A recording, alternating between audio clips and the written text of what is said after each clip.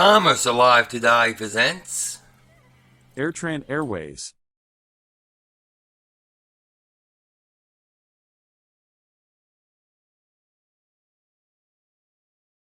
AirTran Airways was founded in 1993 as Conquest Sun Airlines and began operations as a startup Boeing 737-200 operator with service to and from Orlando. AirTran Airways was established by both the management of Destination Sun Airways and the management of regional airline Conquest Airlines. The establishment of Destination Sun Airways is unclear. It is claimed that Destination Sun was established in 1991 by former Northeastern International Airways CEO Guy Lindley and that the airline was formerly known as Sun Express and based in Fort Lauderdale, Florida. Another source claimed that Destination Sun was established in 1990 by a bunch of pilots that are presumably ex-Eastern Airlines pilots, since it was claimed later on by the AirTran management that the establishment of AirTran involved former Eastern Airlines employees. Meanwhile, Conquest Airlines was founded by Rafael Rivas and Victor Rivas in April 1988 in Texas. Victor Rivas, co-founder of Conquest Airlines, was also heavily involved in the establishment of Conquest Sun Airlines. In 1994, the airline was purchased by the AirTran Corporation, which was the holding company of the Minneapolis-based Mesaba Airlines, an operating carrier for Northwest Airlines' Northwest Airlink that had hubs in Minneapolis and Detroit. After the purchase, the airline was renamed from Conquest Sun Airlines to AirTran Airways to reflect the name of the holding company. The airline moved its headquarters to Orlando and grew to 11 Boeing 737 aircraft, serving 24 cities in the eastern and midwestern United States, providing low-fare leisure travel to Orlando. In 1995, AirTran Corporation created a new subsidiary called Airways Corporation and placed AirTran Airways under the new subsidiary. AirTran Corporation then spun off the new Airways Corporation as an independent holding company which includes AirTran Airways.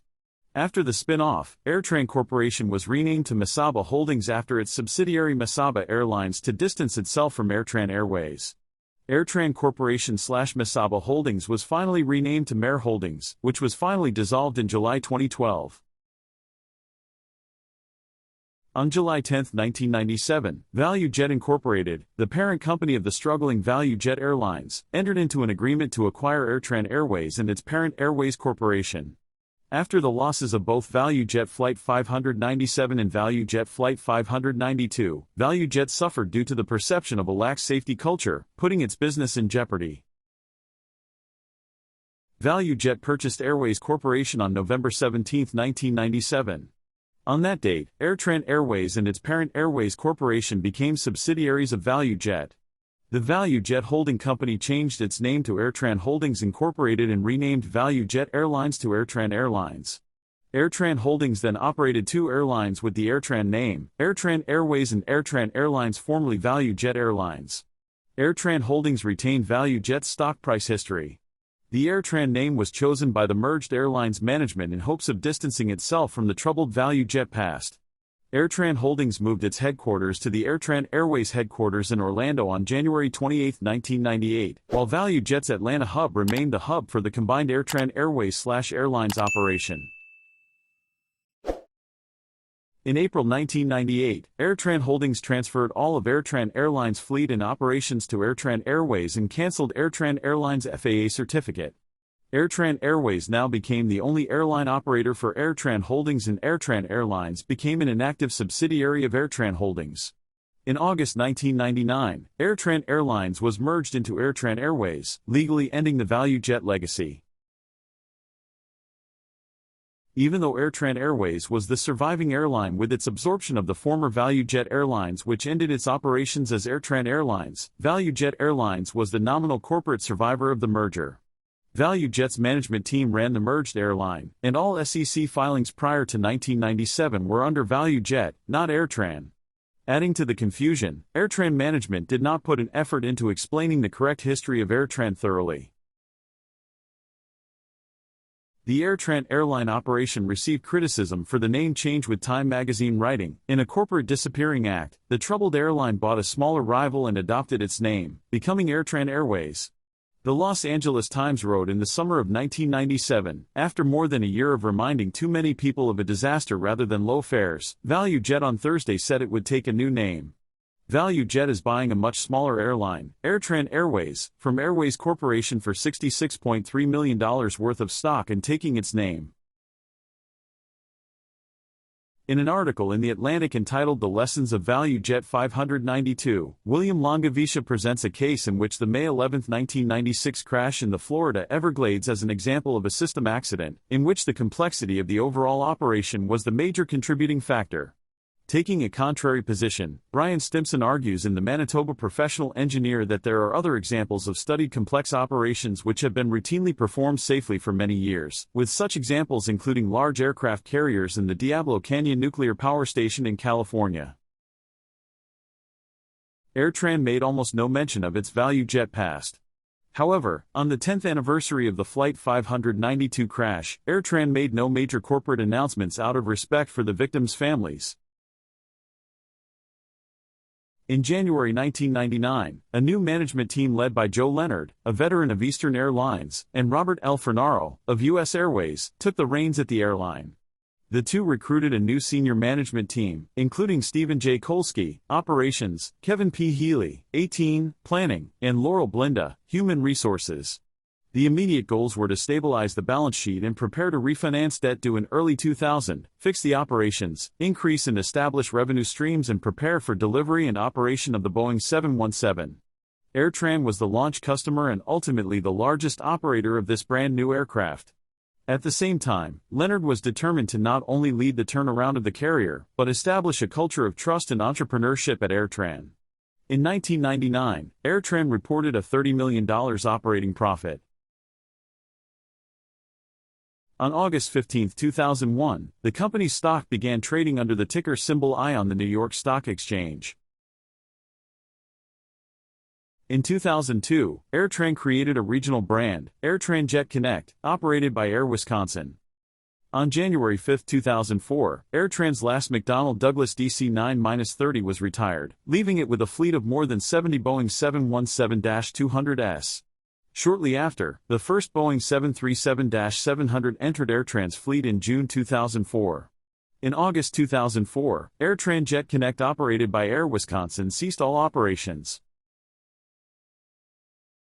In 2004, AirTran sought a major expansion at Chicago Midway Airport by buying the leases of ATA Airlines' 14 gates. Southwest Airlines made a higher bid for the gates, and AirTran lost the deal. On May 23, 2006, AirTran accepted one of the last two Boeing 717s delivered in a ceremony with Midwest Airlines, who accepted the other 717. Boeing closed the 717 line due to poor sales. In December 2006, AirTran Holdings announced that it had been trying to acquire Midwest Air Group.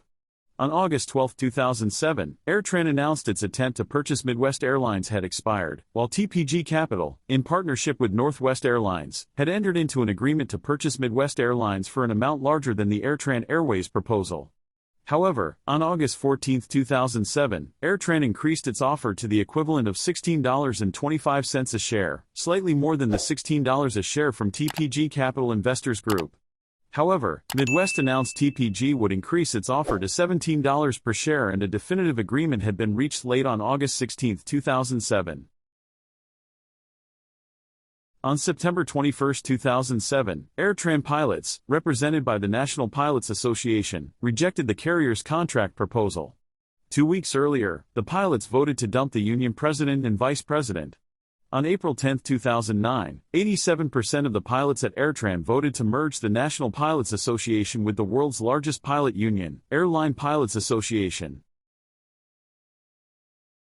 In November 2007, Robert L. Fornaro took over as CEO, as well as president. Joe Leonard remained chairman of the board of directors until June 2008.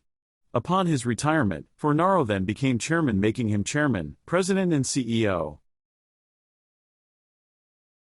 By 2009, AirTran underwent major expansion in smaller cities such as Yeager Airport, Charleston, W.V., Asheville Regional Airport, North Carolina, and Harrisburg International Airport, Pennsylvania. In 2009, AirTran was the first major airline to have 100% of its fleet outfitted with GoGo in-flight internet, although other airlines had begun adding internet before AirTran. On April 6, 2010, AirTran Airways opened their second crew base at General Mitchell International Airport in Milwaukee, the same day they officially announced Milwaukee as their second hub. On July 27, 2010, AirTran Airways hosted the grand opening of their new System Operations Control Center at Orlando International Airport. This 16,000-square-foot, $6.9 million, state-of-the-art command center served as the 24-hour nerve center for the entire airline with over 700 flights per day. The company employed more than 1,000 crew members in Central Florida at several facilities, including their corporate headquarters, the SOAK, and a maintenance facility in addition to passengers' operations at the airport.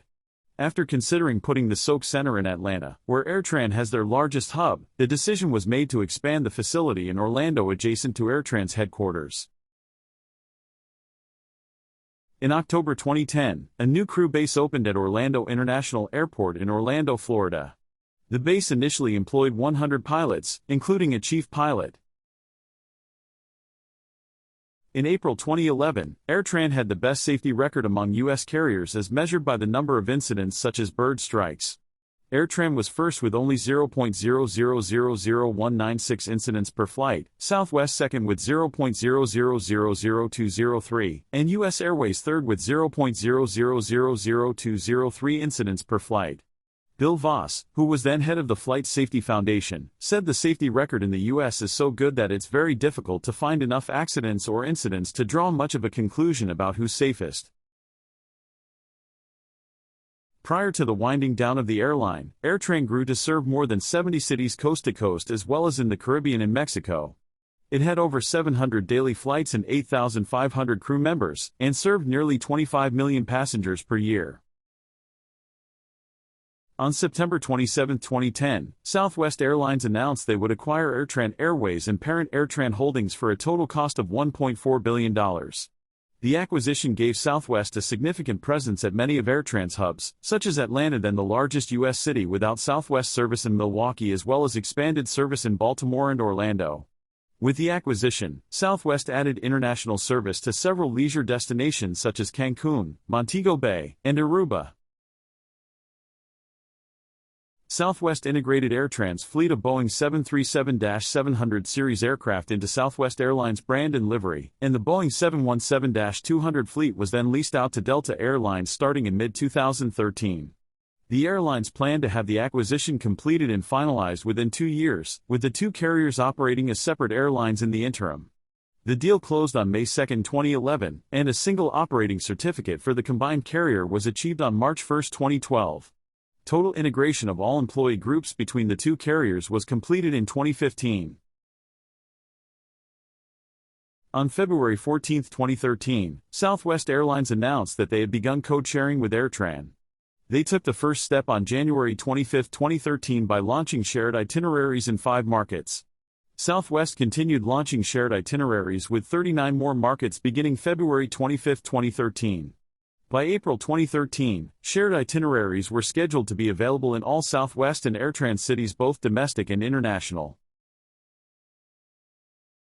Southwest announced that the integration would be completed on December 28, 2014, with AirTran Airways Flight 1 as the final scheduled departure for the airline, flying with a Boeing 717-200 from Atlanta's Hartsfield-Jackson Atlanta International Airport to Tampa International Airport.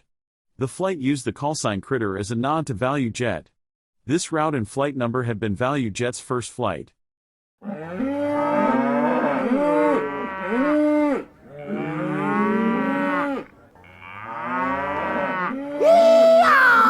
about to board this airplane here. It's Everest Air for himself. Get up on in there. Yeah! Keep it moving. That's right. You are utterly slow.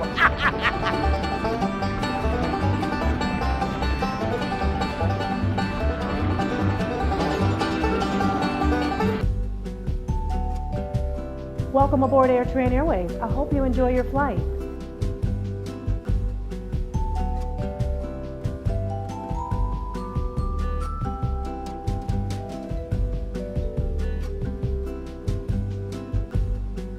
Skip the stampede. AirTran Airways. Assigned seats, business class, and Wi-Fi on every flight. If you have any fond memories, please indicate it at the comments below. Thanks for watching, subscribe, and like.